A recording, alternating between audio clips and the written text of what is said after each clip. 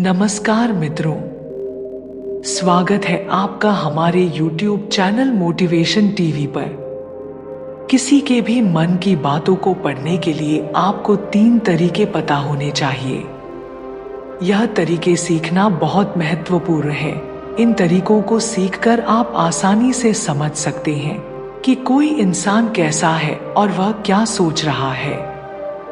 तो आइए आज मैं आपको गौतम बुद्ध की एक ऐसी कहानी सुनाती हूँ जो आपको दूसरों के मन को पढ़ने के तरीके सिखाएगी।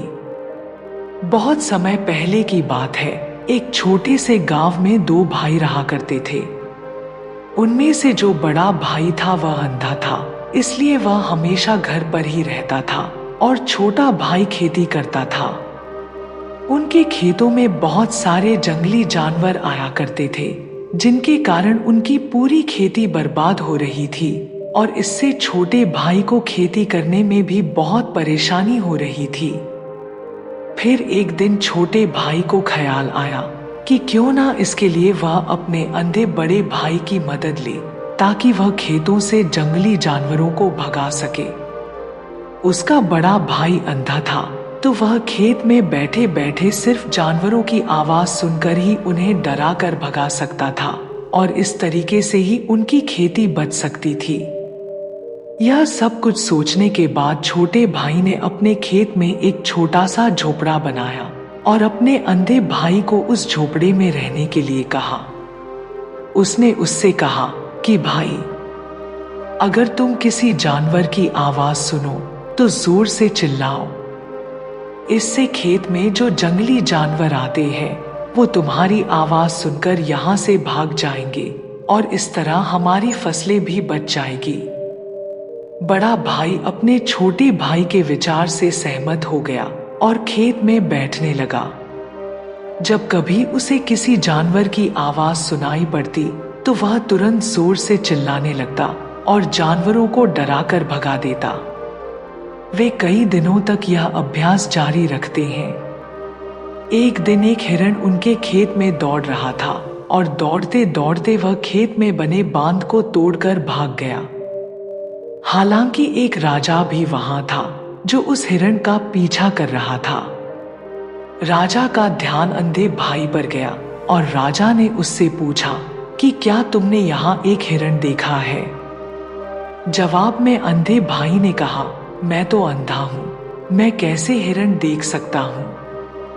पर मैं तुम्हें इतना जरूर बता सकता हूं कि मेरी खेत से जो जानवर भागा है वह आपके पीछा करने लायक नहीं है। उसका पीछा करके आप अपना समय बर्बाद कर रहे हैं। राजा उस अंधे के शब्दों से चौंक गया था।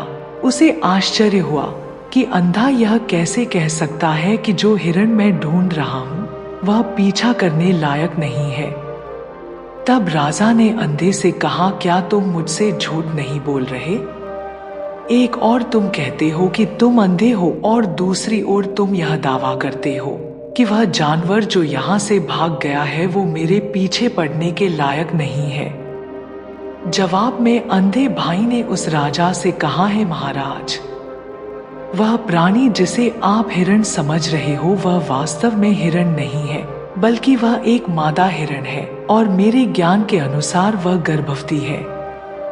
मैंने कभी सुना नहीं है कि कोई राजा एक गर्भवती मादा हिरण का शिकार करता है। इसलिए मैं तुम्हें यह कह रहा हूँ कि वह तुम्हारे पीछे पड़ने के लायक नहीं है। तुम्हें उसका पीछा करने में अपना समय बर्बाद नहीं करना चाहिए।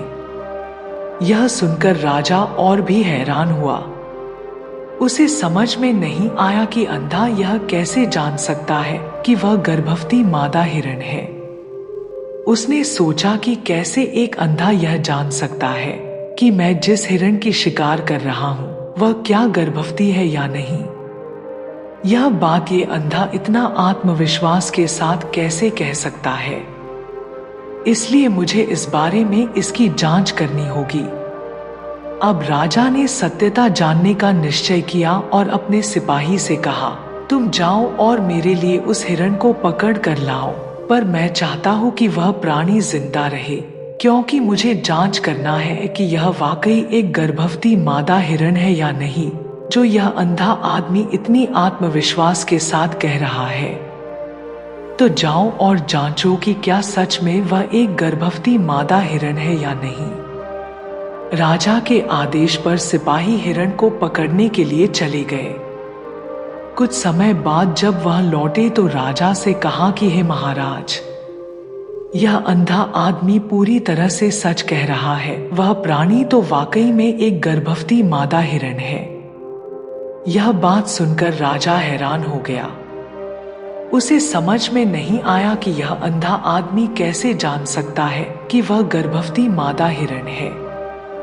राजा के मन में कई सवाल उठे। आखिरकार राजा ने इस पर पूरी तरह से समझौता करने का निश्चय किया और अंधे से कहा, सुनो, मुझे यह नहीं पता कि तुम सचमुच अंधे हो या नहीं, लेकिन मैं तुमसे एक सवाल पूछने आया हूं।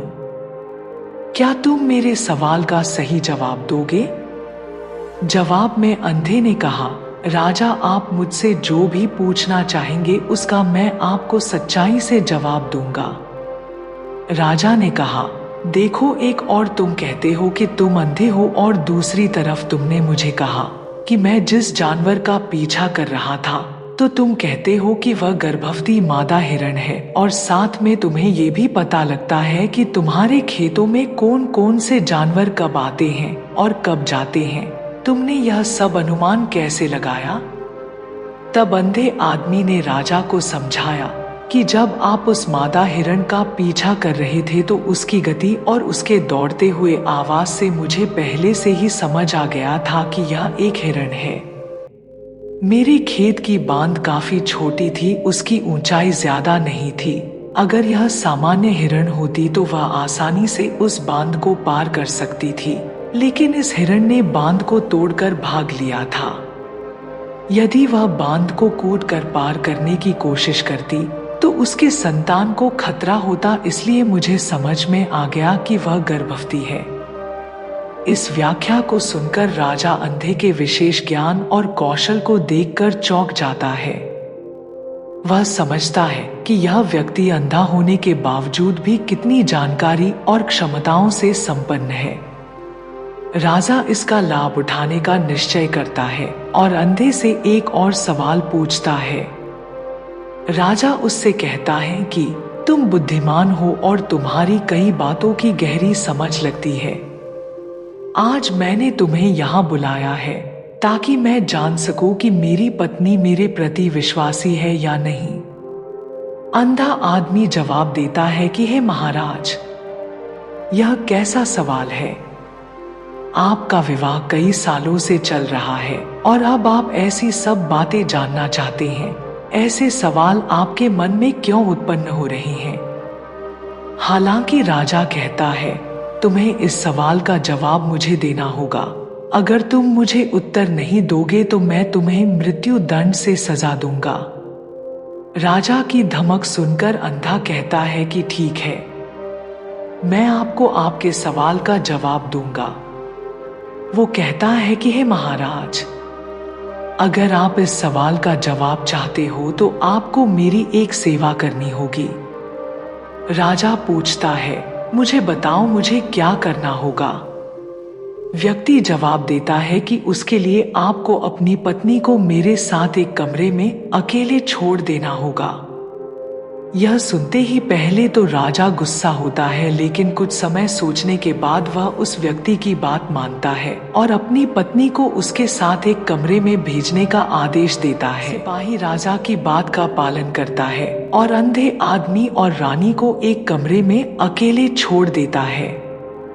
उस समय अंधा आदमी रानी से कहता है कि मुझे तुम्हें छूना है।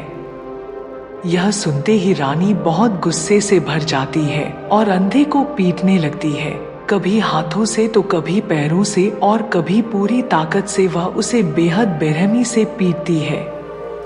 बाद में किसी तरह अंधा अपनी जान बचा लेता है और राजा के पास जाता है और राजा से कहता है, हे महाराज, आपकी पत्नी विश्वासी नहीं है। इसे सुनते ही राजा बहुत गुस्से से भरकर अपनी तलवार निकालता है और सीधे अपनी पत्नी के पास जाता है और उससे गुस्से में कहता है, रानी, आज मैं तुमसे एक सवाल पूछूंगा और तुम्हें सच्चाई से जवाब देना होगा। अगर तुमने झूठा बोला तो मैं तुम्हारा सर तुरंत अलग कर दूंगा। राजा ने उससे पूछा कि मुझे बताओ कि क्या तुम विश्वासी हो या नहीं। इस पर रानी ने कहा, हे महाराज, मुझे माफ कर दो क्योंकि मैं विश्वासी नहीं हूं। राजा बहुत खुश हुआ क्योंकि वह सब कुछ जो अंधे ने कहा था वह पूरी तरह से सच था। इसे सुनते ही राजा तत्काल अंधे के पास जाता है और उससे पूछता है, तुमने कैसे जान लिया कि मेरी पत्नी विश्वासी नहीं है? अंधा उत्तर देता है, यह काफी सरल है। मैंने आपकी पत्नी से कहा कि मैं उसे छूना चाहता हूँ और ये सुनकर वह इतनी रोष में आ गई कि मुझे मारने लगी। वफादार औरत कैसे किसी अन्य पुरुष को छू सकती है? जब मैंने उससे कहा कि मैं उसे छूना चाहता हूँ तो वह मुझे इनकार भी कर सकती थी, लेकिन उसने मुझे मारना शुरू कर दिया और उस प्रक्रिया में उसने मेरे पूरे शरीर को छुआ। अब आप मुझसे बताओ, इस प्रकार की औरत विश्वासी कैसे हो सकती है? राजा कहता है, तुम बहुत बुद्धिमान हो। ठीक है, तो चलो आगे बढ़ते हैं। उसके बाद राजा जोर से कहता है कि तुम मुझे मेरे एक और सवाल का सही जवाब दो और मैं तुम्हें यहां से जाने दूंगा। राजा फिर पूछता है, मुझे बताओ, क्या मैं सचमुच मेरे पिता का बेटा हूं या किसी और का? इस पर अंधा आदमी उत्तर देता है, हे महाराज, इससे मेरा क्या लेना देना है? चाहे आपके माता पिता कोई भी हो, पर आप इस राज्य के राजा हो, तो इस सवाल को छोड़ दो। लेकिन राजा जिद करता है, नहीं नहीं, मुझे इस सवाल का सटीक जवाब चाहिए, वरना यह सवाल मुझे हमेशा परेशान करेगा। इसलिए मैं सच्चाई जानना चाहता हूँ। अगर तुम सही जवाब दोगे तो मैं तुम्हें यहाँ से जाने दूंगा। तब अंधा आदमी उत्तर देता है कि हे महाराज, मैं तो अभी बता सकता हूँ कि आप किसके बच्चे हो, लेकिन उससे पहले मैं चाहता हूँ कि आप मुझसे वादा करो कि आप मुझसे गुस्सा नहीं करोगे। राजा कहता है, हाँ, मैं वादा करता हूँ कि मैं गुस्सा नहीं करूँगा। फिर अंधा राजा से कहता है, तुम सचमुच अपने पिता के बच्चे हो, लेकिन तुम एक कंजूस व्यापारी की छाया में भी हो। यह सुनते ही राजा बहुत खुश हो जाता है और तत्काल अपनी माँ के पास जा जाता है और उससे कहता है, माँ, कृपया मुझे सच बताओ, क्या मैं सचमुच अपने पिता का बच्चा हूँ या किसी अन्य का? अगर तुम मुझे सच नहीं बताओगी तो मैं यहीं पर ही अपनी जान दे दूंगा। मुझे बताओ, सच क्या है? राजा की माँ कहती है, पुत्र, तुम सचमुच अपने पिता के बेटे हो, लेकिन तुम एक कंजूस व्यापारी की छाया में भी हो। जब मैं निहार कर अपनी आवश्यकता अनुसार देख रही थी तो मैंने तुम्हारे ऊपर कंजूस व्यापारी की छाया देखी। यह सुनते ही राजा बहुत खुश हो जाता है और तत्काल ही अंधे के पास लौटता है और उससे पूछता है कि तुमने कैसे जान लिया कि मेरी ऊपर कंजूस व्यापारी की छाया थी? अंधा जवाब देता है, हे महाराज, आप मुझसे कई सवाल पूछते हैं और मैंने सभी सवालों के सही उत्तर दिए हैं। अगर आपकी जगह कोई अन्य राजा होते तो मैंने अब तक कई पुरस्कार प्राप्त कर लिए होते, लेकिन आपने मुझे कुछ नहीं दिया। मैंने अब तक एक भी पैसा नहीं लिया है। इसी से मैंने अनुमान लगाया कि आप बहुत कंजूस हैं। यह सुनकर राजा हंसते हुए कहता है, जो भी तुम मांगो मैं जरूर दूंगा, लेकिन मुझे बताओ, तुम कैसे जान लेते हो कि क्या सही है और क्या गलत, और तुम इतने सटीक और निष्कलंक उत्तर कैसे दे सकते हो? तब अंधा आदमी कहता है, हे महाराज, मैं प्राकृतिक रूप से अंधा हूँ। अगर मेरी आंखें होती तो मैं किसी के विचारों को आसानी से समझ सकता। हमारे मन की अपनी भाषा होती है और इस भाषा को किसी के भी शरीर की क्रियाओं में देखकर समझा जा सकता है। व्यक्ति की आंखों, होठों के काम करने के तरीके और उनकी गतिविधियों को देखकर हम समझ सकते हैं कि उसके मन में क्या चल रहा है। इस पर आधारित हम किसी की विचारों को जान सकते हैं, लेकिन मैं अंधा हूँ, इसलिए मुझे क्रियाओं के माध्यम से जानना पड़ता है। अगर मुझे कुछ जानना होता है तो मुझे अगले व्यक्ति को कार्य सौंपना पड़ता है, देखना पड़ता कि वह कैसे काम करता है, और उसके आधार पर मैं समझ सकता हूँ कि उसके मन में क्या चल रहा है। इस सुनते हुए राजा पूछता है, इसका क्या मतलब है कि मैं भी किसी के विचारों को जान सकता हूँ? इस पर अंधा आदमी कहता है, बिल्कुल, आप भी किसी के विचारों को समझ सकते हैं, लेकिन उसके लिए आपको पहले अपनी आत्मा पर काम करना पड़ेगा, और वह काम है अपनी मानसिकता को शांत करना, अपनी मानसिकता को वर्तमान में लाना। इसके लिए आज मैं आपको 3 तरीके बताऊंगा, और यह 3 तरीके बहुत ही सरल और आसान है। इसके बाद अंधा राजा से कहता है, राजा, पहला तरीका है आंखों पर ध्यान देना। किसी से बात करते समय सबसे महत्वपूर्ण यह है कि हम उसकी आंखों में देखें, क्योंकि आंखें बोलती नहीं, लेकिन वह बहुत कुछ कहती है। अगर हम उस व्यक्ति की आंखों में के संकेतों को समझना सीख जाते हैं, तो हम जान सकते हैं कि उनके मन में क्या चल रहा है, वह क्या सोच रहे हैं और वह क्या करने वाले हैं। मेरी अपनी आंखें नहीं है, लेकिन मैंने यह कौशल प्रिय गौतम बुद्ध से कई साल पहले सीखा था। वह मेरे शिक्षक और मार्गदर्शक थे। उस समय मेरी आंखें थी और मैं सिर्फ उनकी आंखों के माध्यम से लोगों के विचारों को समझ सकता था। इसीलिए अगर आप भी दूसरों के विचार जानना चाहते हैं, तो आपको उनकी आंखों पर ध्यान केंद्रित करना चाहिए, जैसे कि उनकी निगाह वह कहाँ देख रहे हैं और किस दिशा में है। अगर जब आप उनसे बात कर रहे होते हैं तब उनकी आंखें इधर उधर घूम रही हो, तो यह मतलब है कि वे बातचीत से बचने का तरीका ढूंढ रहे हैं, और शायद वह व्यक्ति कोई झूठ बोल रहा हो। अगर व्यक्ति सीधे नजर से टकरा रहा है, तो यह मतलब है कि उसका डर है कि उनका झूठ प्रकट हो सकता है और लोग सच्चाई को जान लेंगे। लेकिन अगर उनकी आंखें बिना हिले आपको देख रही हैं, तो वह शायद ईमानदार हो सकते हैं और उन्हें आपसे बात करना और अपने विचार साझा करना है। इसके अलावा देखें कि उनकी भौं कैसे हिल रही है। अगर वह दूसरी ओर देखते हुए उनकी भौं नीचे जाती है, तो वह शायद कुछ सोच रहे हैं या किसी अन्य चीज के बारे में चिंतित है।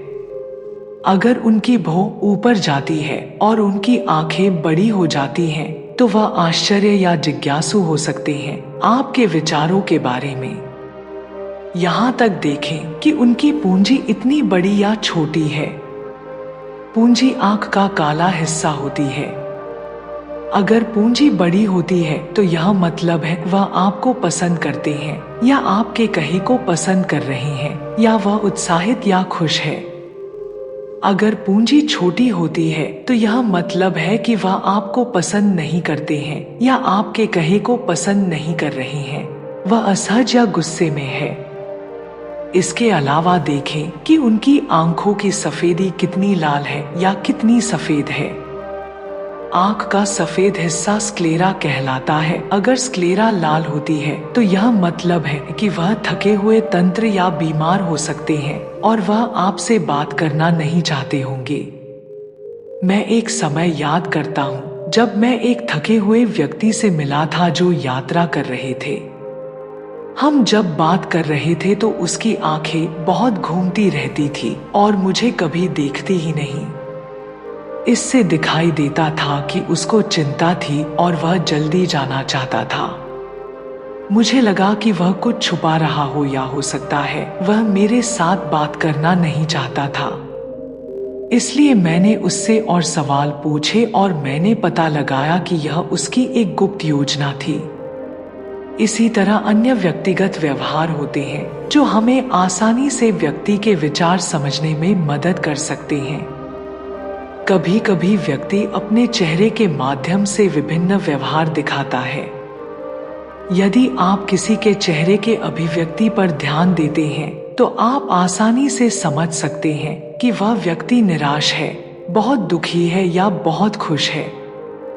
आप यह भी समझ सकते हैं कि वह अंदर कैसा महसूस कर रही हैं, और यह सब बातें उनके चेहरे की अभिव्यक्ति के माध्यम से निश्चित की जा सकती हैं। चेहरा एक चित्र की तरह है जो दिखाता है कि लोग अंदर कैसा महसूस कर रहे हैं अगर वे कुछ नहीं कहते हैं। तो यदि आप लोगों को बेहतर समझना चाहते हैं तो आपको इन नीरव संकेतों पर ध्यान देना होगा। जब आप किसी को देखते हैं जिनका मुंह नीचे की ओर मुड़ जाता है और छोटे से दुखी चेहरा बनता है, तो आमतौर पर यह मतलब होता है कि वह खुश नहीं है, संतुष्ट नहीं है या कुछ हार गए हैं। आप उनकी आंखों और उनके शरीर से भी समझ सकते हैं कि वह कैसा महसूस कर रही हैं या वह निचले भावनाओं को महसूस कर रही हैं। दूसरी ओर जब सच्ची मुस्कान होती है जो आंखों और गालों को उठाती है, वह खुशी, मित्रता और दयालुता की संकेत है। इसमें आंखों का बड़ा महत्व है। जब वे छोटी और चमकीली होती है तो आप सुनिश्चित हो सकते हैं कि मुस्कान सच्ची है। देखें, किसी व्यक्ति की भ्रूण की जगह जहां त्वचा गहरी होती है और ढीली होती है, जब यह गहरी और तंग होती है तो यह अक्सर मतलब होता है कि वे उलझे हुए हैं, महसूस कर रही हैं या कुछ कठिन या नई चीज को समझने की कोशिश कर रही हैं। मुंह का तरीका हमें बहुत कुछ बता सकता है। एक मुंह जो बंद और संकुचित हो, यह मतलब हो सकता है कि वह सहमत नहीं है, किसी चीज से संतुष्ट नहीं है या बातचीत करना नहीं चाहते। लेकिन एक मुंह जो खुला और आराम से हो, यह मतलब होता है कि वह खुले मन से बातचीत करने के लिए तैयार है। जब आप चेहरे की इन संकेतों को देखने और समझने में महारथी है तो आप यह जान सकते हैं कि लोग किस बारे में सोच रहे हैं और कैसा महसूस कर रहे हैं। चाहे वह अपनी भावनाएं बाहर कहे या चुप रहे, उनके चेहरे से हर बात साफ हो जाएगी। इसलिए कोई व्यक्ति जैसे भी अपने शब्दों से बोलता हो, उसे आप उनके चेहरे से सब कुछ समझ सकते हैं। मैं आपको एक कहानी सुनाऊं। एक बार मैं एक दुखी व्यक्ति से मिला जो मेरी मदद के लिए आया, लेकिन वह ऐसा व्यवहार कर रहे थे कि उन्हें कोई परवाह नहीं। लेकिन मैंने उनकी माथे पर एक छोटी सी रेखा देखी जिससे पता चला कि उनकी परेशानी थी। मैंने उनसे कहा कि मुझे अपनी समस्या बताएं और उन्होंने बता दी। इसके बाद उनको अच्छा लगा और मैंने उनकी मदद की। एक सच्ची मुस्कान आंखों को भी खुश बनाती है। यह मतलब है कि वे खुश और दयालु है। एक उदासी मुंह के नीचे जाती है, इसका मतलब है कि वह चिंतित या उलझे हुए हैं। भौं ऊपर जाती है जब वे हैरान या जिज्ञासु विचार रहे होते हैं, तो आप उनकी भावना को उनके चेहरे को देखकर समझ सकते हैं। आगे बढ़ते हुए व्यक्ति राजा से तीसरी तरीके के बारे में बताते हुए कहते हैं, हे महाराज, एक और भाषा भी है जो है हाथों की इशारों और शरीर की भाषा। किसी के विचारों को समझने के लिए हमें हाथों की इशारों और शरीर की भाषा को समझना चाहिए। जब कोई व्यक्ति बातचीत करता है तो आपने देखा होगा कि वह अपने हाथों को हर समय हिलाता रहता है और इशारे करता है। शब्दों के अलावा उनकी शरीर की भाषा भी बड़ी भूमिका निभाती है कि वह क्या सोच रहा है, यह स्पष्ट करने में। हे राजा, शरीर और हाथ बिना शब्दों के बहुत कुछ कह सकते हैं। यह शब्दों की तरह बातचीत का एक गुप्त तरीका है जहां आप देख सकते हैं कि लोग क्या चाहते हैं और कैसा महसूस कर रहे हैं। किसी को ध्यान से देखें जब वह आपसे बात करते समय अपने उंगलियां तेजी से टैप करता है, या जब उंगलियां किसी चीज पर तेजी से आवाज करती हैं, तो यह मतलब हो सकता है कि वह बोर हो रहे हैं, जल्दी में है या बातचीत जल्दी समाप्त करना चाहते हैं। मैं एक वक्त स्मरण करता हूँ जब मैं एक व्यक्ति से मिला जो मुझसे कुछ बेचना चाहता था और वह यही इशारा करता था। मुझे पता चल गया था कि वह घबराया हुआ था, तो मैंने उससे बेहतर कीमत पर खरीदने को कहा और वह हैरान हो गया। कभी कभी किसी को अपनी बाहों आपस में जोड़ते हुए देखना यह मतलब हो सकता है कि वह आपसे या आपके कहने से संतुष्ट नहीं है। वह अपने विचारों को आपसे छुपा रहे हैं। इस तरह से अपनी बाहु जोड़ने का तरीका उनके विचारों और भावनाओं को दूसरों से सुरक्षित रखने की तरह है। इस चिन्ह को देखकर आप जब उनसे बात करें तो दयालु और सतर्क रह सकते हैं, ताकि वह आपसे अधिक संतुष्ट और खुले मन से मिल सके। कभी कभी किसी व्यक्ति को आपस में झुकते हुए देखना यह मतलब हो सकता है कि वह आपसे या आपके कहने से रुचि रखते हैं। वह आपकी बातों को ध्यान से सुन रहे हैं, जिससे वह आपसे रुचि रखते हैं और आपको जानना चाहते हैं। इस तरह से अपने शरीर को हिलाने का यह तरीका दिखाता है कि वह आपकी बातों को सुनना, सीखना और समझना चाहते हैं। मैं एक बुद्धिमान शिक्षक से मिला था जो ऐसा करते थे। वह बहुत शांत थे, लेकिन वह दिलचस्पी से आगे झुकते रहते थे, जिससे यह प्रकट होता था कि उन्हें उस विषय के बारे में और जानना था। कभी कभी लोग जब आपसे बात करते समय अपने चेहरे को छूने की आदत डालते हैं, तो आपको पता चल सकता है कि वह किस बारे में सोच रहे हैं। यह अक्सर मतलब रखता है कि वे चिंतित हैं या सोचते हैं। यह सब छूने का तरीका दिखाते हैं कि उनके मन और दिल में क्या हो रहा है। दूसरों के शरीर और हाथों से सही से समझने के लिए आपको धैर्य रखना पड़ता है, सावधानी से देखना पड़ता है और उन बातों को सराहना करनी पड़ती है जो वे नहीं कहते। यह छोटी पर महत्वपूर्ण संकेत, जैसे कि एक शांत पुस्तक, आपको उन भावनाओं और विचारों को दिखाते हैं जो उनमें छुपे हुए हैं और आपको उनसे बेहतर जुड़ने में मदद करते हैं।